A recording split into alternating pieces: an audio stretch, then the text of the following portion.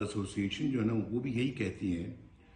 Parliament ने अपनी राय का इजहार कर दिया है और फिर पार्लियामेंट ने तो अभी बिल भी पास कर दिया है और वो बिल जो है वो अब पार्लियामेंट का मतलब ये कि कौमी असम्बली से सेनेट से वो पास होके तो सदर ममलिकत के पास चला गया है दस्तखतों के लिए। अब मेरा ख्याल है कि इस बात का भी तो एहसास किया जाना चाहिए कि पार्लियामेंट एक मुल्क का सबसे बड़ा इदारा है, तो उसकी जो अपना एक सैंक्टिटी है उसको भी मेरा ख्याल है कि रिस्पेक्ट मिलनी चाहिए। तो अटॉर्नी जनरल ऑफ पाकिस्तान ने कह दिया है, जो पाकिस्तान के अंदर मेजॉरिटी जो जजेस हैं उन्होंने भी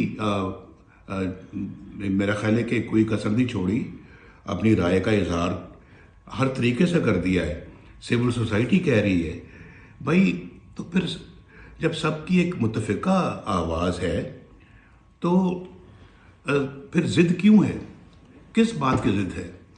क्यों इसरार किया जा रहा है कि ये 3 जजेस ही जो है वो बेंच पे रहेंगे? ये एक कौमी इशू है भाई, ये कोई छोटा मोटा कोई इशू नहीं है, कोई ट्रक का इशू नहीं है, कोई रेडी वाले का कोई मसला नहीं है, या किसी का प्लॉट खाली कराने का मामला नहीं है। ये तो एक कौमी इशू है, बहुत बड़ा कौमी इशू है। और सुप्रीम कोर्ट में बहुत सारे माशाल्लाह जज साहिबान हैं, तो सिर्फ ये 3 क्यों? और मैं ये समझता हूँ कि हर केस में ये 3 लोग आगे आ जाते हैं और पाकिस्तान की तकदीर के फैसले करते हैं।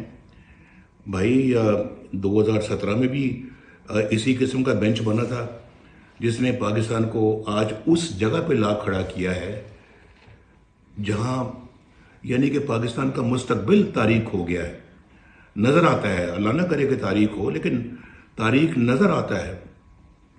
आप ज़रा इसका थोड़ा सा मुआजना कर लें। 2017 में जब नवाज शरीफ पाकिस्तान का वज़ीर आज़म था तो किस तरह के हालात थे मुल्क के अंदर, और आज 2017 के बाद क्या हालात दरपेश हैं पाकिस्तान में। तो मैं तो समझता हूँ कि अपनी कौम से मैं ये कहूँगा कि मेरी कौम के लोगों, देखो, अपनी आंखें खोलो, ये आपके साथ बड़ा घिनौना मजाक हो रहा है। ये पहले 2017 में कितना अच्छा पाकिस्तान था, आप सब लोग खुश थे या नहीं थे? मुझे ज़रा बताएं कि आपको माशाल्लाह पेट भर के रोटी मिलती थी, आप लोग के ख़ानदान यानी खुशी के साथ अपना गुजारा करते थे। लेकिन आज 2017 के बाद आप मुझे बताएं कि क्या हालात हैं। 2017 से पहले तो मैं थोड़ा सा आपको एक पेश करता हूं कि उस वक्त कीमतें क्या थी। डॉलर 105 रुपए था, और उसके बाद चीनी 50 रुपए थी, आटा 35 रुपए किलो था, पेट्रोल 65 रुपए किलो था, और बहुत सारी सब्जियां 10-10 रुपए किलो मिलती थी, और बिजली का बिल बहुत कम होता था। और बिजली भी आपके घरों में आ गई क्योंकि हमने अल्लाह के फजल करम से लोड शेडिंग का खात्मा किया, और बिजली के बिल भी इतने आते थे कि आप बड़ी आसानी के साथ अदा करते थे। मोटरवेज मुल्क में बन रही थी, दहशत गर्दी ख़त्म हो रही थी या ख़त्म हो चुकी थी, लोड शेडिंग ख़त्म हो गई थी, फॉरेन एक्सचेंज रिजर्व्स बुलंद तरीन सतह पे थे, यानी कि बुलंद तरीन सतह पे हमारे फॉरेन एक्सचेंज रिजर्व्स थे। आज 2017 के बाद $1 बिलियन के लिए पाकिस्तान को जाके तो अपने दोस्तों से दरख्वास्त करनी पड़ती है कि हमें $1 बिलियन दे दें। हमें इतनी अच्छी कौम को क्या बेकारी बना दिया है। और ये आपके बेंचों के फैसले ने, ये तो तसलसल लगता है मुझे वही 2017 का जो आज हो रहा है। मैं बिल्कुल उसको उसी नज़र से देख रहा हूँ। मैं आपको भी दिखाना चाहता हूँ अपनी कौम को। प्लीज़ अपनी आंखें खोलें, یہ پاکستان کے ساتھ انہوں نے بڑا گھناؤنا مذاق کیا اور آج پاکستان کو خدا نہ خاصا تباہی کے دہانے لاگے کھڑا کر دیا ہے انہی بینچز کے فیصلوں نے. اور آج پھر کوئی پتہ نہیں فیصلہ جو کرنے جا رہے ہیں، اور وہی 3 ججز جو اس وقت بھی نواز شریف کو ڈسکوالیفائی کرنے کے اندر شامل تھے، ان میں سے یہی لوگ، باقی تو ریٹائر ہو گئے ہیں. یہ ثاقب نثار ریٹائر ہو گئے ہیں، جسٹس کھوسا ریٹائر ہو گئے ہیں، جسٹس وہ جو شیخ صاحب تھے وہ ریٹائر ہو گئے ہیں. تو مجھے ذرا بتائیں کہ آج قوم کو جواب دیں گے کہ نواز شریف کو کیوں بھائی آپ نے ڈسکوالیفائی کیا تھا؟ اور یہ دن دکھایا آج پاکستان کو کہ پاکستان اتنا مقروض ہو گیا ہے اور ایک ارب ڈالر کے لیے، اللہ نہ کرے میرے منہ سے ایسے الفاظ نکلے، بھیک مانگنے پہ لگا دیا ہے. اس وقت تو ہم نے IMF کو خیر بات کہہ دیا تھا، ہم نے کہا تھا تھینک یو ویری مچ، بہت اچھا، بس ہمارا ملک کتنا اچھا چل رہا تھا اور ہم خواب دیکھ رہے تھے کہ انشاءاللہ پاکستان آئندہ آنے والے چند سالوں میں دنیا کے 10-20 جو سب سے ترقی یافتہ ملک ہیں ان میں شامل ہو جائے گا. آج کے فیصلے پتہ نہیں کہاں لے کے جائیں گے اس ملک کو. ابھی جو فیصلہ کرنے جا رہے ہیں بھائی، بچو اس فیصلے سے. جو کر سکتے ہو کرنا چاہیے، آپ کو کھڑے ہو جائیں. آپ اپنا جو ہے نا وہ ایسے لوگوں کے خلاف جو پاکستان کو تباہی کے کنارے پہنچانا چاہتے ہیں، کہاں لے کے جائیں گے مجھے سمجھ نہیں آتی. اس فیصلہ، اگر یہ فیصلہ خدا نہ خواستہ آیا، ڈالر آپ کا 500 روپے ہو جائے گا. اور آج مجھے بتائیں، میں ابھی بھول گیا کہ چھوٹی چھوٹی بچیوں کی، غریب بچیوں کی شادی ہوتی ہے. ایک تولہ جو میرے زمانے میں جو 50,000 روپے تولہ ملتا تھا، آج 2,07,000 روپیہ پہ پہنچ چکا ہے. اب غریب اپنی بچی کے کس طرح سے ہاتھ پیلے کرے گا؟ کیسے اس کا بیاہ کرے گا؟ کیسے اس کی شادی کرے گا؟ یہ بہت تکلیف دہ باتیں ہیں جو کھاتے پیتے لوگوں کو سمجھ نہیں آتی، حکمران طبقے کی سمجھ میں نہیں آتی یہ باتیں. تو بھائی میں سمجھتا ہوں کہ یہ ہم نے تو پتہ نہیں اس ملک کو کیا کہاں سے کہاں اس کو لے گئے ہیں، کیا بنانا شروع کر دیا ہے. غریب کو تو بھول ہی گئے ہیں. آج تو ان سے دوائیوں کے بل نہیں پے کیے جا سکتے. ایک زمانہ تھا کہ دوائیاں پہنچ میں تھیں، سستی تھیں اور مفت ملتی تھیں، اور آج دوائیوں کے لیے پیسے نہیں ہیں، علاج معالجے کے لیے پیسے نہیں ہیں. اپنی جائیداد بیچنی پڑتی ہے. کوئی بڑی بیماری آ جائے گھر میں تو گھر والوں کے پاس سوائے آنسوؤں کے اور کچھ نہیں ہوتا.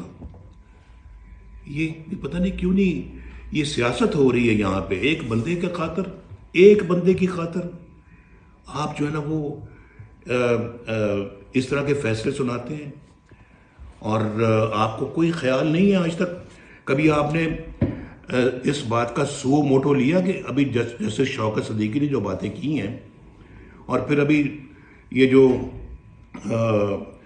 سابق چیف عوامی اسٹاف جنرل باجوہ جو باتیں کر رہے ہیں، اس پہ سو موٹو نہیں بنتا کہ بھی نواز شریف کے ساتھ ناانصافی ہوئی تھی، نواز شریف کے خلاف غلط فیصلہ سنایا گیا تھا. تو بہت بندے کے تو ہر بندہ یہ کہہ رہا ہے، لیکن اس کا کوئی سو موٹو نہیں لیتا.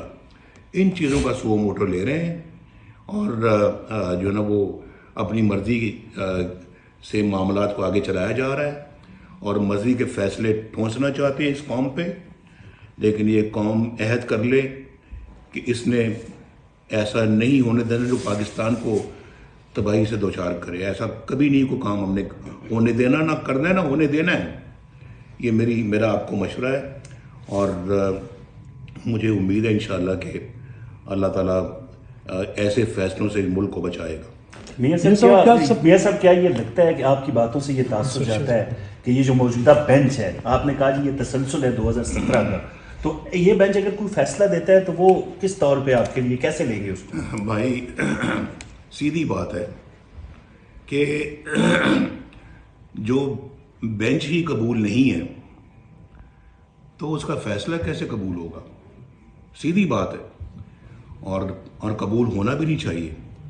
اور میں بالکل سمجھتا ہوں کہ جس بینچ کے اوپر اتنے اعتراضات، اور پھر کوئی یہ ڈیمانڈ کہ جی فل کورٹ بنائیں، اس کا فیصلہ سب کو قبول ہوگا؟ تو وہ اگر نہیں بنتا تو پھر یہ 3 کا بینچ کیوں؟ اس میں کیا مصلحت ہے؟ اس میں کیا جو ہے نا وہ اس کے پیچھے کیا عوامل کار فرما ہے؟ یہ میرا خیال ہے کہ پوری قوم کو سمجھنے کی ضرورت ہے. میاں صاحب کہا یہ کیا چیز ہے پھر؟ وائی اے بینچ آف 3 ججز؟ Why not full court? Full court میں ہمیں بھی اس میں اپنا پورا اعتماد ہے، لیکن یہ وہ جج ہیں جس میں سے میں نے پہلے عرض کیا ہے کہ 2 تو وہ ہیں جس نے نواز شریف کے خلاف فیصلے دیے، اور پیچھے ہر فیصلہ ہمارے خلاف ہی آتا جا رہا ہے، اور وہ ججز وہاں بیچ میں بیٹھے ہوئے ہیں. ایک ریکیوز کر دیا، اس کے باوجود وہ بینچ میں موجود ہے، جو وہاں پہ ایک صاحب ہیں اس بینچ کے اندر. میاں صاحب چیف جسٹس صاحب کے حوالے سے کہا جا رہا ہے کہ ان پہ بہت پریشر ہے استعفیٰ دینے کے لیے، کیونکہ پچھلے دنوں میں جو معاملات ہوئے ہیں ان کے اپنے اندر سے ایسی آوازیں اٹھی ہیں جنہوں نے ان کے فیصلوں پہ جو ہے عدم اعتماد کیا ہے، اور جس طرح سے پروسیڈنگ کی گئی ہیں جو یہ جو فیصلہ 3 ججوں ہو رہا ہے، اس میں پوری قوم کا عدم اعتماد ہے. کسی ایک شخص کا اگر نہیں تو اس کا نام عمران خان ہے. کیا عمران خان کے لیے ہم نے سارے فیصلے کرنے ہیں؟ عمران خان کی خاطر ہم نے سارے بینچ بنانے ہیں؟ چیف جسٹس آف پاکستان نے آج یہ کہا ہے، جو سماعت تھی، کہ وہ بہت زیادہ ایموشنل ہو گئے، اور بعض رپورٹس آئی ہیں کہ ان کی آنکھوں میں آنسو آ گئے. کیا آپ سمجھتے ہیں کہ ان کے اوپر یہ اتنا پریشر زیادہ ہے، یا جو حالات جس نیج پہ پہنچ چکے ہیں؟ میں نے بھی سنا ہے جی آنکھوں میں آنسو آئے ہیں. اگر آنکھوں میں آنسو اللہ کے ڈر سے آئیں تو پھر تو بہت اچھی بات ہے، پھر تو اس جانب جانا چاہیے سارا معاملہ. اگر میں آگے کچھ نہیں کہہ سکتا. دیکھیے، انہوں نے جسٹس شوکت صدیق جو جسٹس مزار علی نقوی کی مختلف آڈیوز آئی ہیں جس میں وہ پرویز الہی سے بات کر رہے ہیں، اور دیگر وہ ٹرک والی بھی ایک آڈیو، اس حوالے سے آج چیف جسٹس نے اناؤنس کیا ہے کہ وہ جسٹس مزار علی نقوی کو پروٹیکٹ کریں گے، اور یہ انہوں نے انڈیکیٹ کیا کہ شاید وہ توہین عدالت کی کارروائی شروع کر دیں ان لوگوں کے خلاف جو ان چیزوں کو ہائی لائٹ کر رہے ہیں. تو اس کو آپ کیسے دیکھتے ہیں کہ اگر تو لیٹ سے کوانٹم پروسیڈنگز اگر وہ شروع کرتے ہیں، اور جسٹس مزار علی نقوی کے حوالے سے آپ کیا سمجھتے ہیں کہ اس کی تحقیقات ہونی چاہیے؟ جسٹس مزار علی نقوی کا کیس تو میرا خیال ہے کہ سپریم جوڈیشل کونسل میں جانا چاہیے، اور انہوں نے جو کہا ہے اور جو ان کے بارے میں شواہد آئے ہیں اس کی پوری جو ہے نا وہ آڈیو لیکس بھی ہیں، ویڈیو لیکس بھی ہیں. تو یہ میرا خیال ہے کہ ایک فٹ کیس ہے احتساب کے حوالے سے. تو میرا خیال ہے کہ اس میں تو کوئی شبہ ہی نہیں ہونا چاہیے. اور پھر a man is known by the company he keeps. انسان اپنے دوستوں سے پہچانا جاتا ہے. جس شخص کا دوست اس طرح کے لوگ ہوں گے جس کا نام آپ لے رہے ہیں، تو پھر تو خدا ہی حافظ ہے ہماری جوڈیشری کا بھی، ہماری عدالتوں کا بھی، ہمارے انصاف کا. میاں صاحب، کیا سپریم کورٹ آف پاکستان کے جو دیگر ججز ہیں کیا وہ اتنی اہمیت نہیں رکھتے کہ جس طرح وہ ایک طرف صدا بلند کر رہے ہیں کہ ناانصافی ہو رہی ہے؟ آپ کے جو سوال کے مزید جواب میں ایک وہ جج ہمارے ہیں شوکت صدیقی صاحب، انہوں نے جو کہا ہے اس کی تو پھر کم از کم تحقیقات کر لیتے. ان کو تو نکال کے باہر کیا، کیونکہ وہ بات وہ کر رہے تھے جو کہ ثاقب نثار کے مزاج کے خلاف تھی، لیکن بات سچ تھی. ان کو انصاف دینے کی بجائے ان کو سرے سے فارغ کر دیا. جہاں انصاف کا یہ معیار ہو تو اس نظام انصاف کا خدا حافظ. اچھا، ثاقب نثار صاحب اور فیاض حمید صاحب کے بارے میں کہا جا رہا ہے کہ وہ ابھی بھی ایکٹیو ہیں اور جوڈیشری کے کئی ججز سے ان کے رابطے بھی ہیں اور وہ مینیج کر رہے ہیں. کیا آپ سمجھتے ہیں کہ اس وقت جو موجودہ بینچ ہے یہ ایک سیاسی پارٹی بن چکا ہے، اور ان حالات میں ملک میں اگر انتخابات ہوتے ہیں تو وہ مزید خرابی کا باعث بنیں گے؟ آپ نے ثاقب نثار صاحب کی بھی آڈیو لیک سنی ہوگی. وہ میرے خیال ہے ان کے بارے میں میرے جواب سے زیادہ اہمیت رکھتی ہے. وہ سن لیں تو پھر آپ کو پتہ لگ جائے کہ ثاقب نثار صاحب کیا کر رہے ہیں. اور ثاقب نثار صاحب کی وہ بھی آڈیو لیک ہے جس میں انہوں نے کہا ہے کہ نواز شریف کو اور مریم کو سزا دینی ہے، عمران خان کو لانا ہے. جب وہ چیف جسٹس تھے انہوں نے یہ بات کہی. اس کی بھی میرا خیال ہے کہ तहकीक होनी चाहिए। जनाब बाजवा साहब की जो थैंक यू।